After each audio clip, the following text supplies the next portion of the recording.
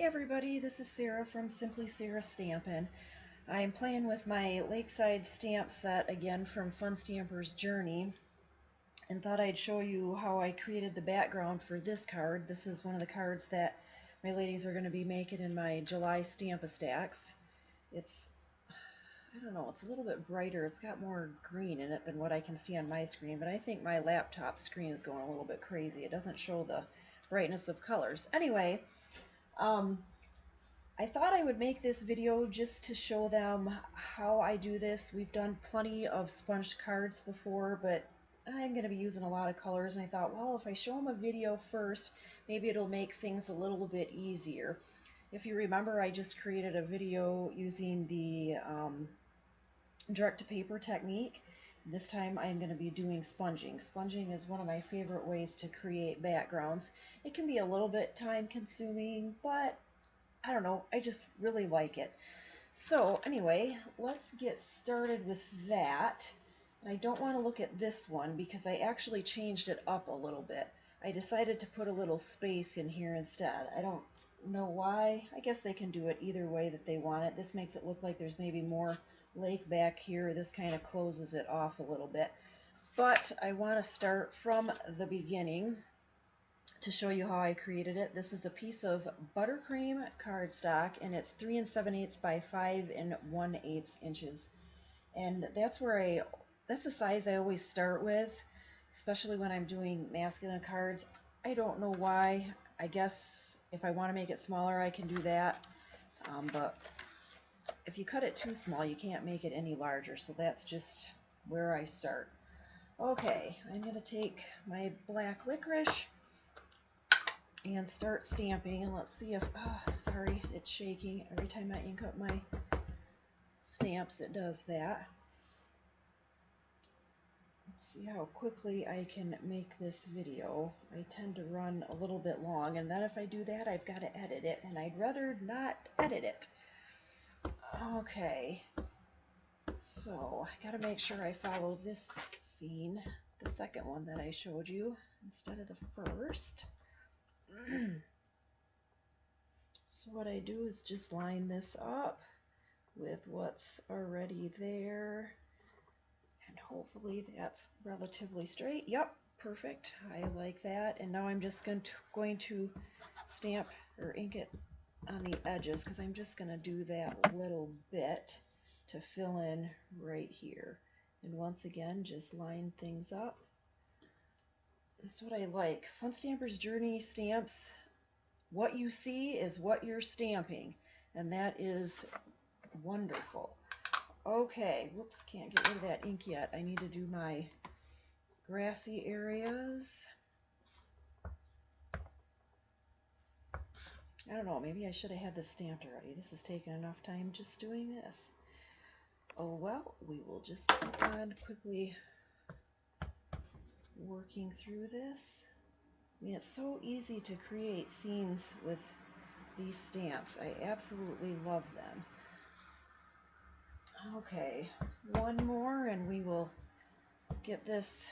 Well, I guess it's 2 people rowing and 1 person fishing.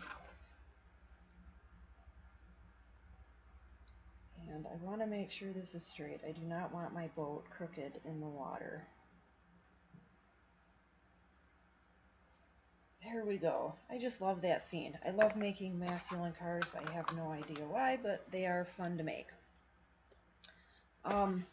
You do need to let this dry for just a little bit. The ink does dry pretty quickly, but then when you start to rub more ink across it, it will make the black run. I found that out a couple of times. So I'm going to go ahead now and just grab this other one that I made. I started with Limeade Splash, so that's the color that's on it right now. I just went over all the areas that I want green. I did want to put a little bit of the reflection as a light green too. And then after that, I added a little bit of green olive, and I take our sponges, they're round sponges, and I cut them into 6 pieces like a pie. And that's what I use for this. And when I come to smaller spaces, I just take it and squish it a little bit.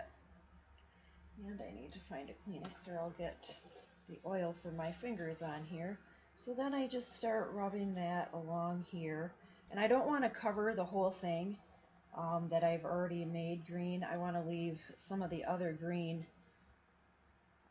out there, because you want to see the mixture of all the different greens. And then I come down here, and in the smaller areas I'm going to just dab more than rub it across. I have a little bit better control, I think, that way. And then like in this corner, I really squish it up to add some of that color in. If you get it on the rock, not too big of a deal, because I got it on these rocks here. This is my inside piece, if you can see that. Like I've always said, I like to put stuff on the inside because it's less that I have to write. Okay, so after olive green, I grabbed kiwi slice. It's a bit of a brighter green.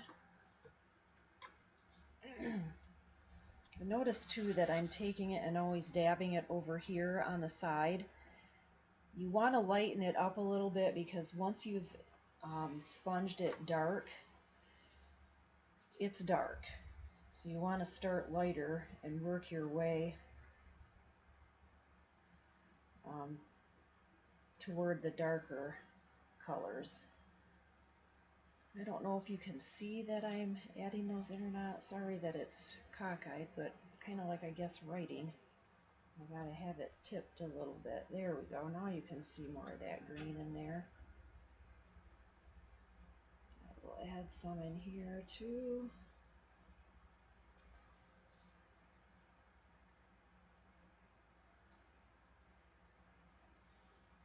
Okay.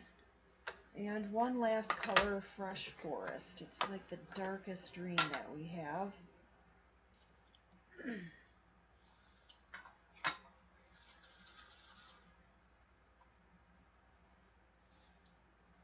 will add that right at the bottom of this. I don't know if you can tell on there or not, because it's too small on my computer to see, but I am getting just a little bit of this on the bottom only. I think I'll add some of it into this area.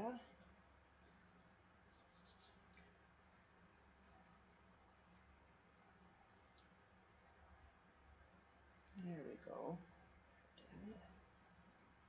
A little bit along the bottom. Okay, I like how that looks, and now it's time to add in the blue of the sky. So, oops, that was way too far forward. I don't know if you can tell or not, this is more dabbed up and down in the top part, whereas this part, I end up dragging the sponge back and forth to give it's got more lines in it. So that's what I'm looking for the water, but I want it a little bit smoother for the sky.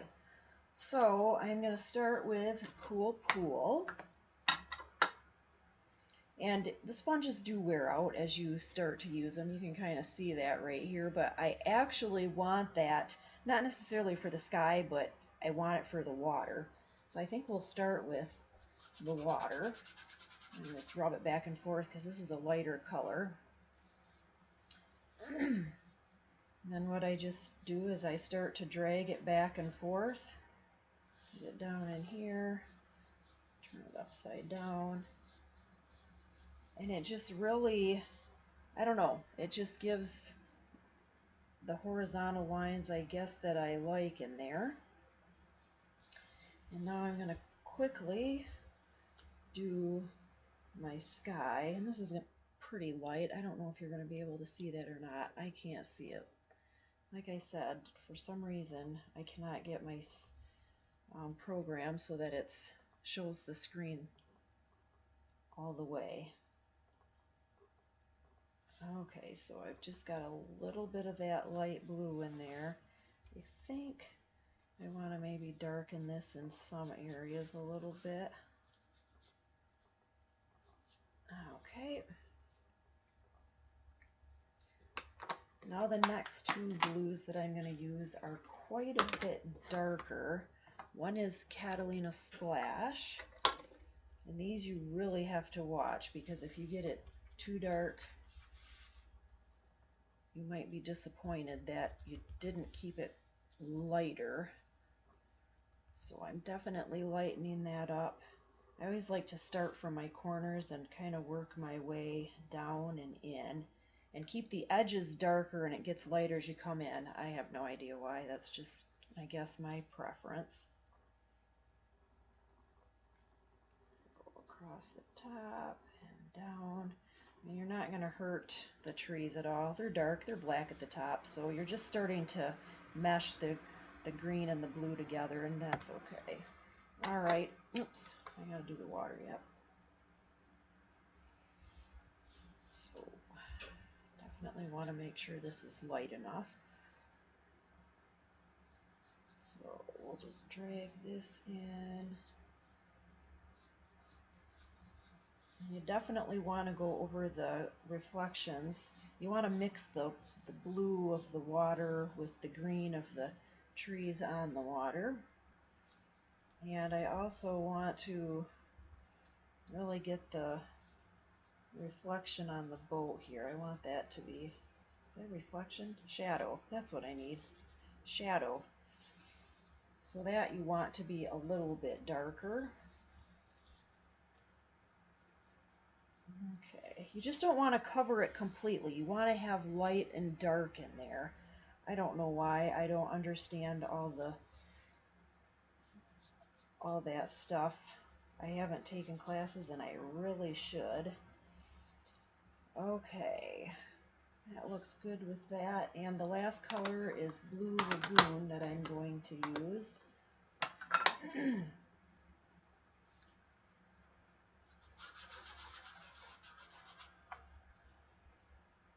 Okay.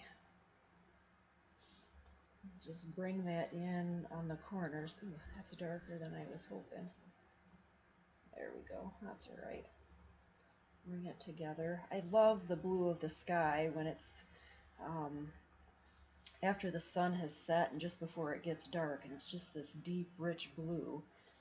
This certainly isn't the same color, but kind of reminds me of that. Okay, so I still want a little bit of light to be coming here. So maybe the sun set right there or something, so you can still see the light from the sun and it's darker out here. Oops, gotta do this. Okay, so just adding in another color here and layering the colors. And they will dry lighter than what you originally see. Get a little bit of blue here. Okay, there's really only one more thing I need to do, and that is to get some color on the rocks. And I am using rock candy for this. And I really, really squish this one up nice and small for this. Oh, my fingernails are all blue. That's alright, that's what happens when you sponge things. Okay, so I just take this and drag it on my rock and dab it a little bit. Give it a little color, okay. Make it a little bit smaller here for this one. There we go. Alright, there. That's all it takes to get a nice little nature scene. I'm going to quickly put the card together here. Oops, I moved the camera. So I have a piece of black licorice, and this is 5 1/4 by 4 inches. My Easy Glide here, and we'll quickly put the buttercream onto the black licorice.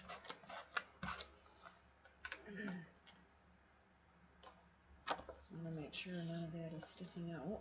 Oops. Sorry if my head gets in the way here.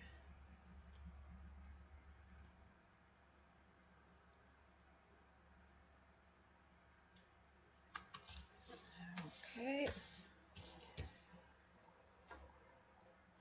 I put my foam squares on the back already to try and save a little bit of time.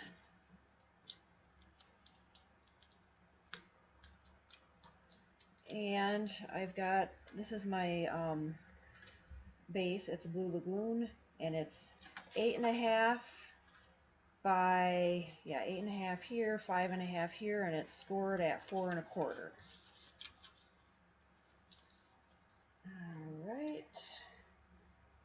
Quickly get this on. Sorry if my head gets in here. And last but not least, the inside that I showed you earlier. And that, of course, is optional. Like I said, I am not good with writing, creative writing, anything like that. My creativity is in my cards, and that's about it. All right, I'll put this on the inside, and most likely I'll use this as a birthday card, so I'll find one of my birthday stamps and put that in there. All right, there you go. That is my card using the Lakeside stamp set and the sponging technique. So I hope you enjoyed this technique, and I will be back with more videos. Thanks for watching.